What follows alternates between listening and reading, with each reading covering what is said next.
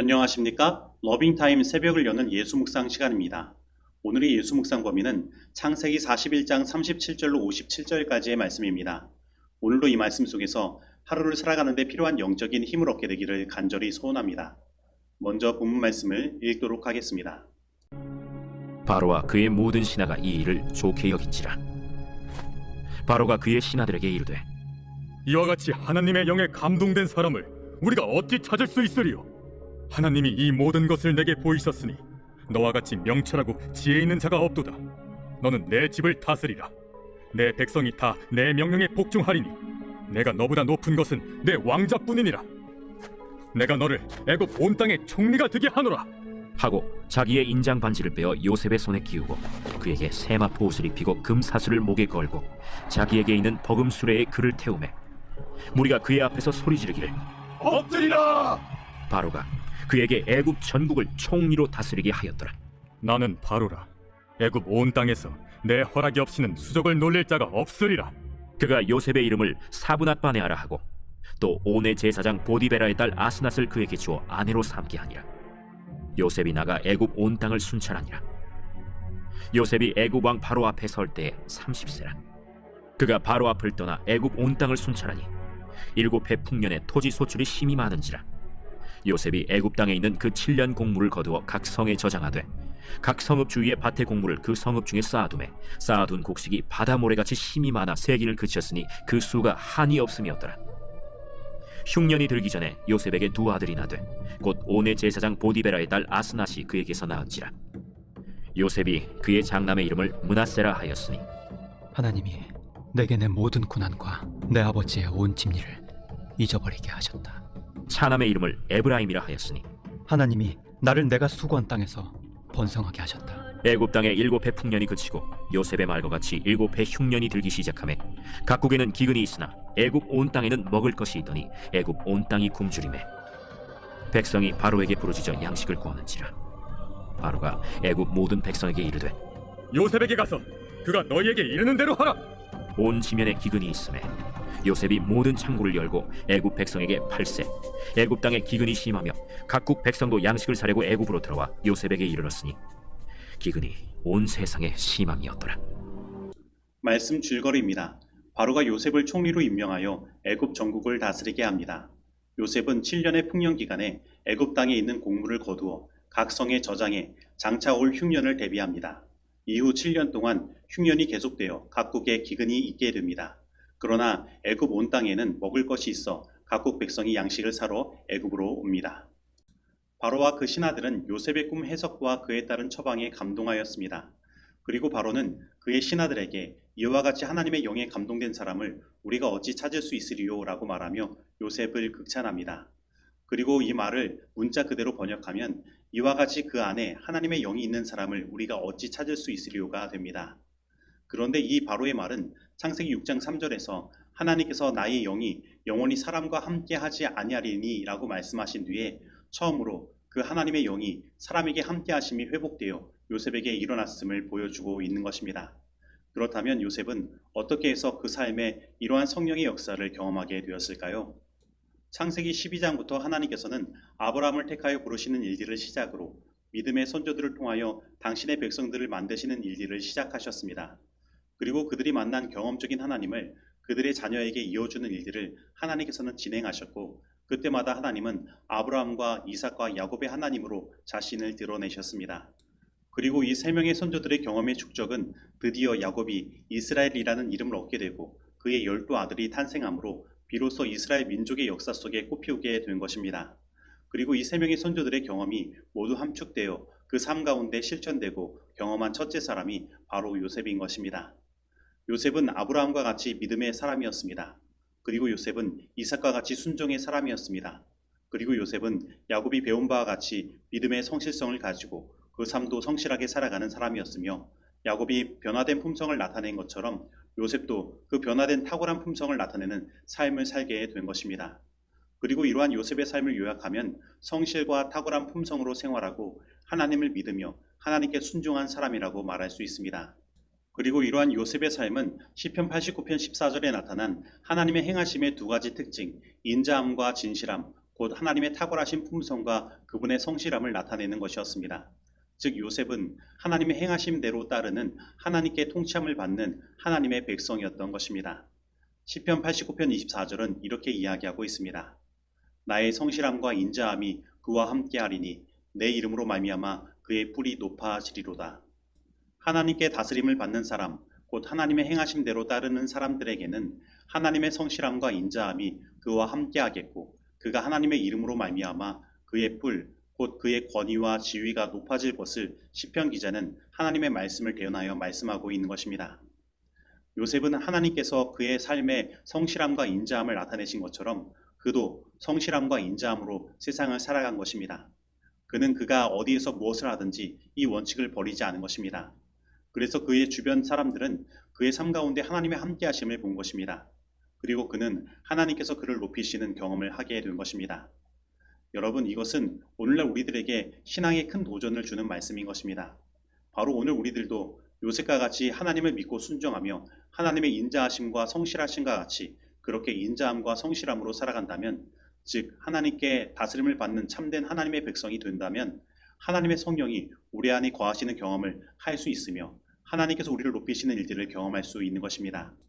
이 땅에 있었던 오순절 성령의 역사는 예수님의 하늘 대관식으로 말미암아 이 땅에 주어진 성령의 선물이었습니다. 즉 예수님께서 통치하시고 다스리는 나라에 주어진 것이 성령의 충만함인 것입니다. 그리고 그로 말미암아 주어진 것이 초대교회의 부흥의 역사였던 것입니다.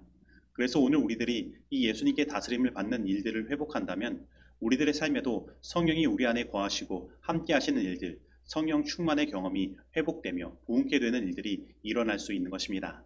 그리고 바로 요셉의 삶은 그렇게 하나님께 다스림을 받는 삶이 구체적으로 어떠한 것인지를 우리들에게 보여주고 있는 것입니다. 그러므로 오늘 요셉과 같이 하나님을 믿고 순종하며 하나님의 인자하심과 성실하심과 같이 이 세상을 인자함과 성실함으로 살아가게 되길 바랍니다.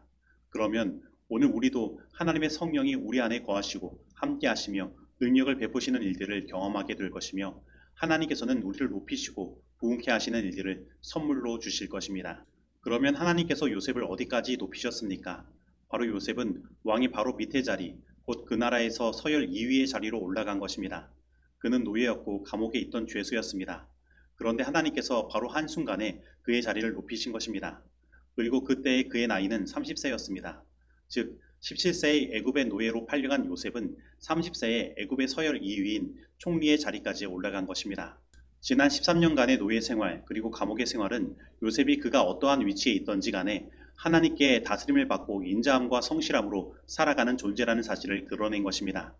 그리고 그 고난의 세월은 헛된 것이 아니었습니다. 그는 그 기간에 교육되었고 준비된 것입니다. 이처럼 오늘 우리들의 삶에도 요셉의 노예 기간의 삶과 같이 고되고 힘든 삶의 기간이 있을 수 있습니다. 그러나 그 기간은 결코 허비되는 기간이 아닙니다.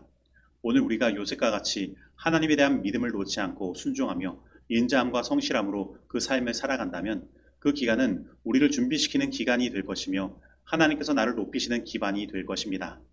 요셉은 사실상 총리이지만 그는 왕의 인장반지까지 받은 왕같은 통치자의 권한을 가진 것입니다. 그리고 그에게 주어진 세마포 옷은 당시의 제사장들이 입는 옷이고 그에게 바로가 준 아내 아스낫은 제사장 보디베라의 딸이었습니다. 즉 요셉은 왕같은 제사장의 신분을 얻은 것입니다. 그리고 베드로전서 2장 7절은 이렇게 말씀하고 있습니다. 그러나 너희는 택하신 족속이요 왕같은 제사장들이요 거룩한 나라요 그의 소유가 된 백성이니 이는 너희를 어두운 데서 불러내어 그의 기이한 빛에 들어가게 하신 이의 아름다운 덕을 선포하게 하려 하심이라. 요셉이 그 어두운 감옥에서 불러냄을 받아 하나님의 기이한 빛 가운데로 인도함을 받은 것은 하나님의 아름다운 덕을 선포하게 하기 위함이었습니다. 그래서 요셉은 가만히 앉아 있지 않았습니다. 그는 애굽의 온 땅을 다니며 순찰하였고 맡은 바 의무를 성실하게 행했습니다. 그리고 그 바로의 꿈과 요셉의 해석과 같이 세상은 7년의 풍년이 지나 7년의 흉년으로 들어가게 된 것입니다. 그리고 그 7년의 흉년의 기간은 요셉의 성실함이 드러나는 기간이었습니다. 그는 7년의 풍년의 기간에 그 풍족함의 마음을 놓지 않고 느슨하게 행동하지 않은 것입니다. 그 기간에 그는 더욱더 성실하게 일하였고 그 성실함의 결실을 7년의 흉년의 기간에 나타내 보인 것입니다. 그리고 그 요셉의 성실함은 하나님께 영광이 되었습니다. 그러나 오늘 우리들은 그 삶이 조금 풍족해지고 자신의 지위가 좀 높아지는 일 속에 얼마나 자주 그 성실함을 잃어버립니까? 하나님께서 오늘 우리들에게 평안을 주신 것은 삶 속에 찾아온 흉년을 대비하게 하기 위함인 것입니다. 우리는 우리의 평안이 때에도 성실하게 일하고 생활해야 하는 것입니다. 그러면 우리는 그 흉년의 기간에 우리의 성실함의 결과를 보게 될 것이며 하나님의 그 영광의 덕을 나타낼 수 있게 될 것입니다. 요셉이 어떻게 그 같은 견인불발의 품성과 정직하고 지혜로웠다는 기록을 남길 수 있었을까? 그는 유년 시절부터 자신의 경향을 따르기보다는 의무를 수행하는 데 충실하였다. 그의 어린 시절의 성실함과 단순한 신뢰심과 고상한 품성이 성인이 되어서 열매를 맺게 되었다. 순결하고 단순한 생활이 체력과 지력의 양면에 왕성한 발전에 도움을 주었다. 하나님이 만드신 자연계를 통한 하나님과의 교통과 믿음의 후사들에게 위탁된 대진리에 대한 명상은 다른 어떤 연구로도 도달할 수 없을 만큼 지력을 넓혀주고 마음을 강하게 해주고 그의 영성을 높이고 고상하게 해주었다.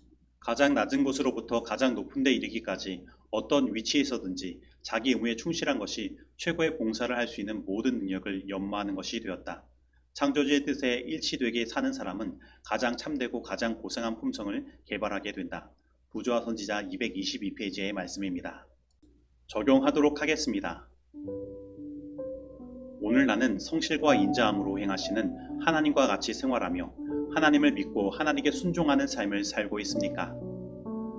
오늘 나는 예수 그리스도를 나의 삶을 다스리는 통치자로 삼고 다스림을 받음으로 성령의 충만함을 경험하고 있습니까?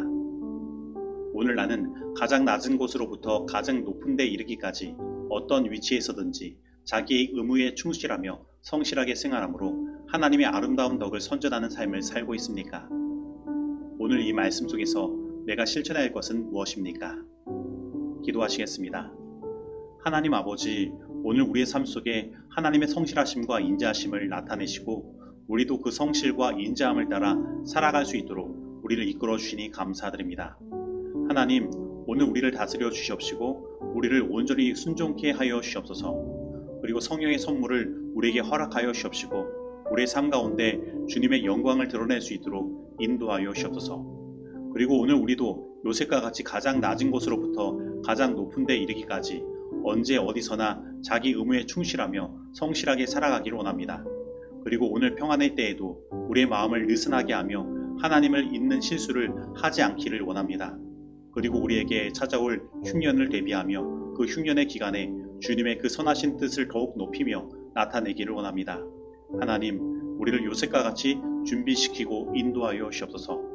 예수님의 이름으로 기도드립니다. 아멘.